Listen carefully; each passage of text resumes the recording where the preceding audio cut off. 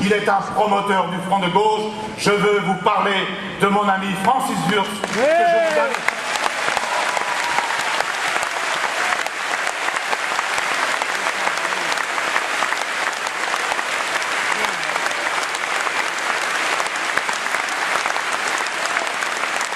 La Commission européenne publiait son rapport sur l'état d'avancement du programme de Lisbonne. Ce qu'elle appelle ainsi, c'est une sorte de programme commun des gouvernements de l'Union européenne couvrant la période 2000-2010. Et quel bilan la Commission a-t-elle dressé de cette politique fin 2008? Je la cite. Le programme de Lisbonne continue à apporter des réponses appropriées à la crise économique et financière actuelle.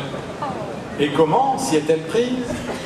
Par exemple, je cite encore, en modernisant les marchés du travail et les systèmes de protection sociale, ou encore en renforçant, je cite toujours, la mise en œuvre de la politique de concurrence dans les services postaux, l'électricité, le gaz, les chemins de fer, les services financiers, les communications électroniques, le commerce de gros et de détail.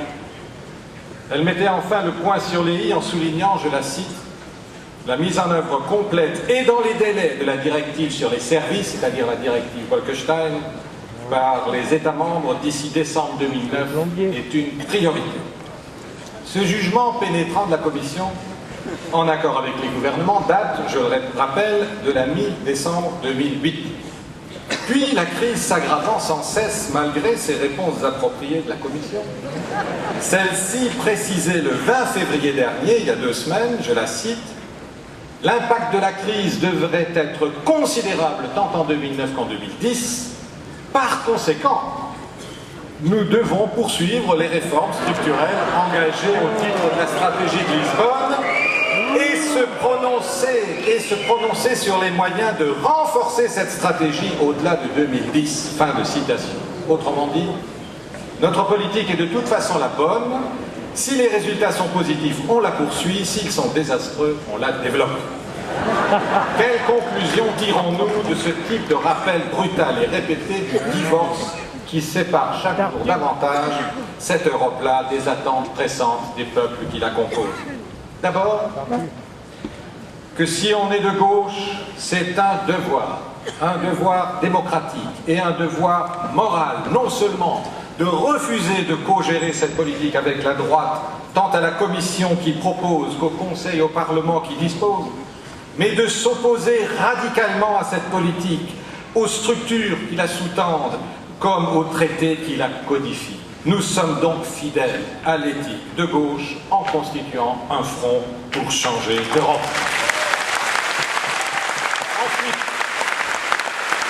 Ensuite, nous en tirons la conclusion qu'il faut tout faire pour faire converger les aspirations au changement, qu'elles s'expriment sur le terrain social ou écologique, sur celui des libertés et des droits humains, au nom du féminisme, de la démocratie, de la paix.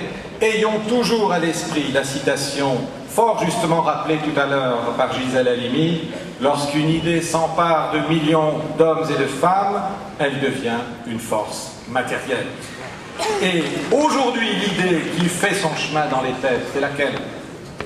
C'est que ce modèle libéral est en faillite et que cela se voit. Le roi est nu. Nicolas Sarkozy en sait quelque chose. Dans une vie antérieure, il se permettait de provoquer les syndicats en ironisant sur ces grèves en France dont personne ne s'aperçoit, alors qu'aujourd'hui, il sue à grosses gouttes dans la perspective du 19 mars prochain.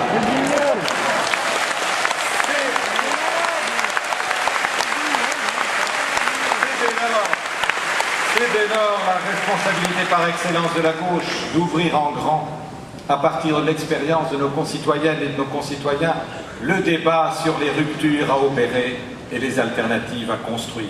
Tel est bien le but de notre front pour changer l'Europe, et à ceux qui, face à un enjeu aussi crucial, continuent de tergiverser, de chipoter, de mégoter, au lieu de rejoindre notre front de gauche, je leur dis, réfléchissez à la responsabilité que vous êtes en train de prendre, errare humanum, perseverare diabolicum.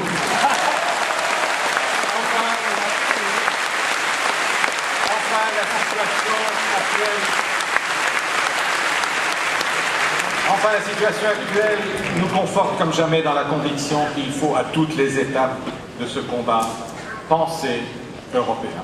C'est même un atout majeur de notre front de gauche de pouvoir prendre appui sur la densité des liens tissés ces dernières années au fil des batailles communes avec des organisations, des mouvements, des réseaux, des élus, des personnalités fort divers à travers l'Europe, mais qui, comme nous, veulent changer d'Europe. Ensemble, nous avons combattu le traité constitutionnel et le traité de Lisbonne. Et ensemble, nous avons réalisé une plateforme commune pour nourrir la réflexion sur l'alternative progressiste. Aux yeux de nombreuses forces de progrès en Europe et dans le monde, nous sommes devenus, et c'est notre fierté commune, leur groupe de référence au Parlement européen. Ce groupe est en lui-même à l'image de la mosaïque des forces de gauche qui aspirent aujourd'hui à changer d'Europe. À côté de nous, Jackie Hennin et moi-même, et